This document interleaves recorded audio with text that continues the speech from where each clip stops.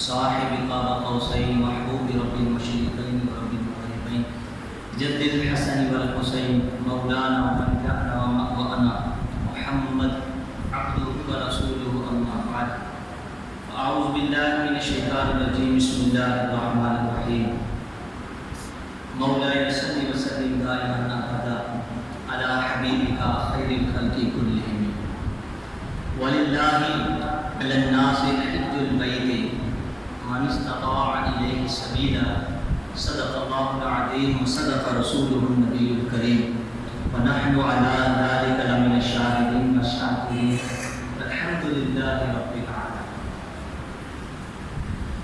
آج کے جمعۃ المبارکہ میں خطبہ ہوگا فلسفہ حج کے بارے میں انشاءاللہ ذکر کیا جائے گا.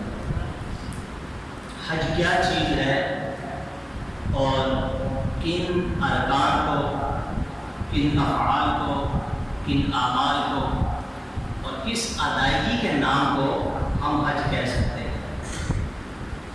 فلسفہ حج انشاءاللہ مختصر سا اس کے اوپر میں روشنی ڈالوں گا. اللہ کریم ہم سب کو اس پیغام کو سن کے آگے پھیلانے کی توفیق عطا فرمائے. حج جو ہے ہر صاحب استطاعت کے اوپر فرض ہے. جو صاحب استطاعت ہوگا زندگی میں ایک بار اس کے حج کرنا اللہ کریم کی طرف سے فرض ہے. اور جو میں نے آیت پڑھی ہے وَلِلَّهِ عَلَى النَّاسِ حِجُّ الْبَيْتِ، لوگوں پر اللہ کے لیے اللہ کے گھر کا حج کرنا ہے. کس کے اوپر؟ جو اس کی طرف چلنے کی طاقت رکھتا ہے. تو لہذا جو سفر حج اور واپس وہاں سے آنے پر اہل و عیال کے اخراجات کو برداشت کر سکتا ہو تو ایسا انسان صاحب استطاعت کہلاتا ہے اور اس کے اوپر زندگی میں کم از کم ایک بار حج کرنا فرض قرار دیا گیا ہے. اس کی فرضیت ایسے ہی ہے جیسا کہ نماز، روزہ، زکوٰۃ فرض ہے، اسی طرح حج کی فرضیت ہے. اور یہ اسلام کا 5واں رکن ہے. 9 ہجری کو یہ حج فرض ہوا تھا.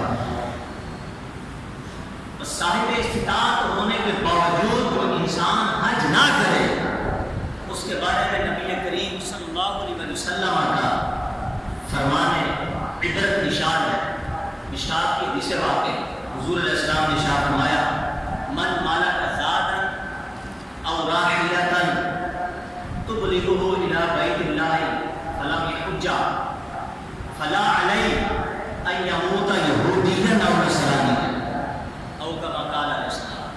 فرمایا جو شخص ذات راہ کا مالک ہو گیا اور اس سواری کا مالک ہو گیا کہ جو اس کو کعبۃ اللہ تک پہنچا دے، اس کے باوجود وہ شخص حج نہ کرے، یعنی صاحب استطاعت ہو چکا اس کے باوجود حج نہ کرے، فرمایا اس میں کوئی فرق نہیں وہ یہودی ہو کے مر جائے یا نصرانی ہو کر مر جائے. الامان الحفیظ، یعنی صاحب استطاعت ہونے کے باوجود جو مسلمان حج نہیں کرے گا اس کا ایمان میں خاتمہ غیر یقینی قرار دے دیا گیا. اور حج کا مفہوم ہے کیا؟ حج کی لغوی معنی ہے قصد کرنا، زیارت کرنا.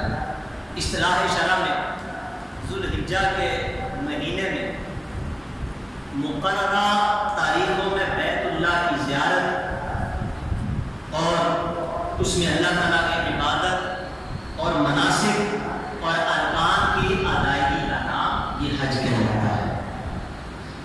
اب آئیے ہم تصور کرتے ہیں ذوالحجہ کا مہینہ جا رہا ہے، ایام حج بیت رہے ہیں.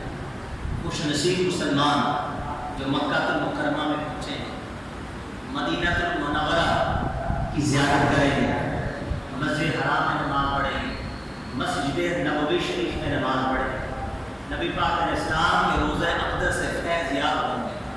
ان کی قسمت میں رش آ رہا ہے.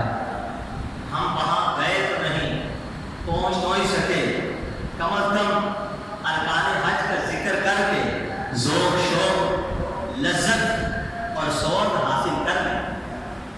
کیا کسی نے خوب کہا تیرا آس جو نہ مل سکا، تیری راہ گزر پہ جبھی سہی، ہمیں سجدہ کرنے سے کام ہے، جو وہاں نہیں تو یہیں سہی۔